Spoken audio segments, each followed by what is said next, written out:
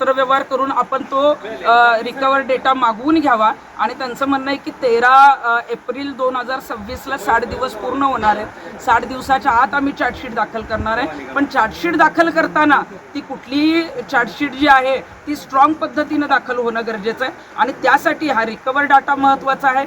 Recover डाटामध्ये ज्यांची नावं येणार आहेत त्या सगळ्यांची चौकशी होऊन जो दोषी असेल त्यांना आरोपी करणं गरजेचं आहे. आणखी लैंगिक अत्याचाराच्या काही घटना घडलेल्या आहेत त्या संदर्भात देखील काही तक्रारी आपल्याकडून आल्या कुठे? करमाळा तालुक्यात. करमाळा तालुक्यात आता कालपासून मी जेव्हा येणार आहे, मी जेव्हा मेसेज केला सगळ्यांना तेव्हा बऱ्याच तक्रारी येत आहेत. बऱ्याच तक्रारी ज्या आहेत त्या पोलिसांच्या विरोधात पण आहेत.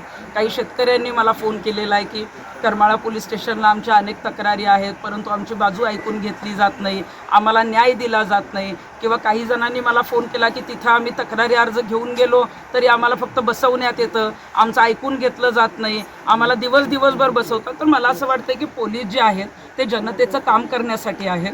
कुठलीही व्यक्ती असू दे, ती गरीब असेल किंवा श्रीमंत असेल, त्यांना सर्वांना समान न्याय देण्याचं काम पोलिसांचं आहे आणि करमाळा पोलिसांनी ते काम चांगल्या पद्धतीनं करावं एवढी आमची अपेक्षा आहे. ज्यांना न्याय मिळाला नसेल त्यांनी जे आहे ते निश्चितच मला फोन अनेक येत आहेत, काही तक्रारी आल्या तर त्या संदर्भात निश्चितच जे आहे तो पत्रव्यवहार करून त्यांना न्याय देण्याचं काम मी करेन. मॅडम, सदरचं जे जेऊरचं जे प्रकरण आहे यामध्ये सोशल मीडियामधनं जे सांगितलं जात होतं की अर्थपूर्ण यामध्ये काही ते व्यवहार झालेले आहेत, या संदर्भात काय नेमकं माझ्याकडे सुद्धा जेऊर अल्पवयीन मुलीच्या आत्महत्येचं जे प्रकरण आलं त्या प्रकरणामध्ये काही आर्थिक तडजोड करून, आर्थिक देवाणघेवाण करून काही लोकांना पाठीशी घालण्याचं काम केलं जात आहे. त्यांचं FIR मध्ये नाव घेतलं जात नाही आहे, त्यांची चौकशी केली जात नाही आहे, अशी माझ्याकडे तक्रार आलेली होती. त्या संदर्भात माझं पोलिसांशी बोलणं झालेलं आहे आणि पोलिसांनी मला सांगितलं की तशी जर काही नावं असतील किंवा तसा कुणाशी जर व्यवहार झाला असेल तर त्याची तुम्ही आम्हाला माहिती द्यावी, आम्ही जी काय आहे ते रितसर त्याचा तपास करू. मॅडम, तुम्ही खरात प्रकरणासंदर्भात सुरुवातीपासून तुमचं म्हणजे हे प्रकरण ज्यावेळेस महाराष्ट्राला माहीत नव्हतं त्याच्या आधीपासून हे प्रकरण सर्व तुम्हाला सर्वश्रुत होतं.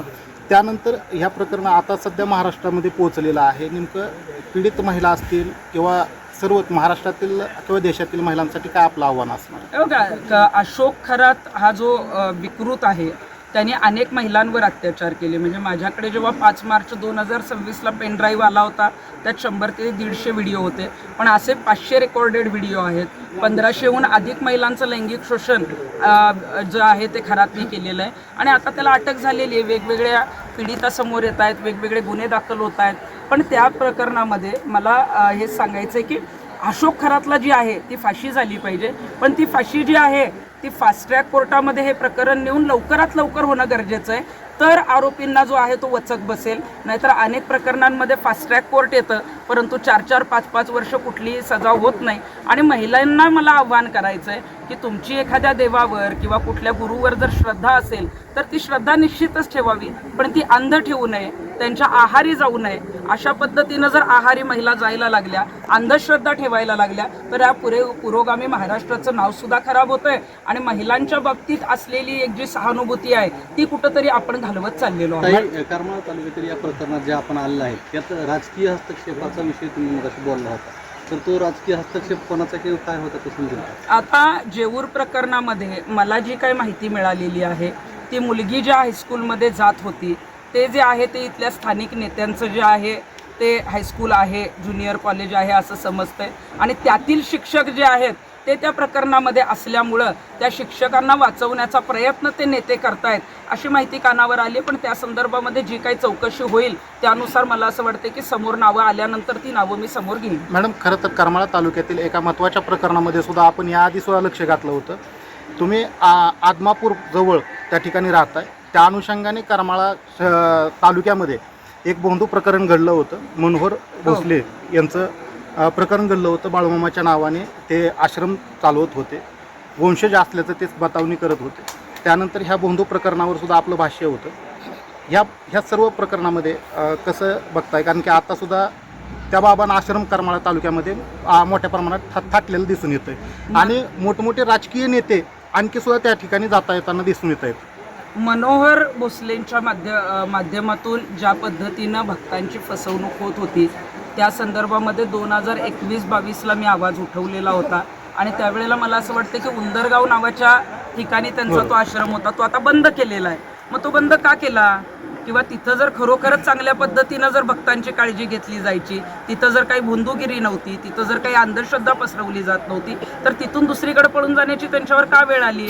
आणि मनोहर भोसले जे आहेत ते स्वतः जे आहेत ते स्वतःला बाळूमामा समजतात, किंवा त्यांचे जे अनेक फोटो आणि व्हिडिओ आपण सोशल मीडियावर बघतो, अगदी नितीन गडकरींपासून अनेक नेते जे आहेत त्यांना घरी नेऊन त्यांची पाद्यपूजा करणं, त्यांना जे आहे ते गुरु मानणं असं करतात. मग अशोक खरात सारखं प्रकरण आल्यानंतर या नेत्यांना कळणार आहे का की अशा लोकांच्या आहारी जायचं नाही? त्यामुळे मनोहर भोसलेंच्या बाबतीत जे प्रकरण 2021-22ला आलं होतं, मला वाटते ते राजकीय नेत्यांनीच दडपलं असेल. आणि जर मनोहर भोसलेंच्या माध्यमातून अशा पद्धतीची बंधुगिरी काही चुकीचे प्रकरणं होत असतील तर निश्चितच त्यांच्यावर तर कारवाई करण्यात यावी, त्यांची चौकशी करण्यात यावीच.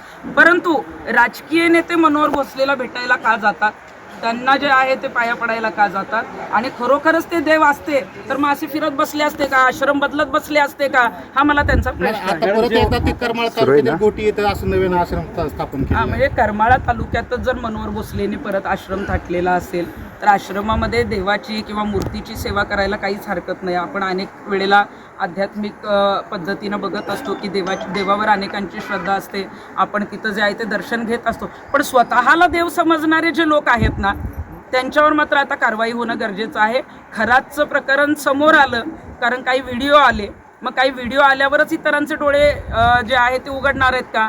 त्यामुळे असे जेवढे काही बंधुगिरी करणारे, काही विकृत जे काय आहेत, जे स्वतःला देव समजतात, कारण अशोक खरात पण स्वतःला देवच समजायचा. तो महिलांना म्हणायचा की तू माझी राधा आहेस आणि मी तुझा कृष्ण आहे. मग अशा पद्धतीनं स्वतःला देव समजणारे जर काही लोक इथे करमाळा तालुक्यात पण जर बंधुगिरी करत असतील तर त्यांची चौकशी आता अशोक जो खरात आहे त्याची जशी चौकशी झाली तशी राज्यभरातल्या बंधूंची चौकशी होणार आहे. तिथं मनोहर भोसलेंची चौकशी होणं गरजेचं आहे. आता तुम्ही पत्रकार परिषद दरम्यान पोस्टमार्टमच्या रिपोर्टमध्ये मॅनेज करण्याचा तसेच त्याबद्दल आर्थिक देवाणघेवाणीचा आरोप या परिषदेने मांडला. तर या निमित्तानं पालकमंत्री तसेच गृहमंत्रालय यांना काय आव्हान?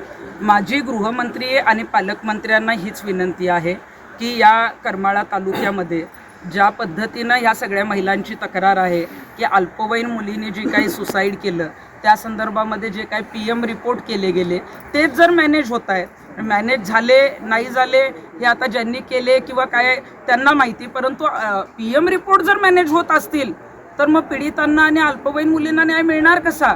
त्यामुळं पालकमंत्र्यांनी आणि गृहमंत्रालयाने याच्यामध्ये लक्ष घालणं गरजेचं आहे. तसे जर रिपोर्ट मॅनेज केले असतील तर आता सत्य बाहेर येऊन जे आहे ते दोषींवर कडक कारवाई होणं गरजेचं आहे.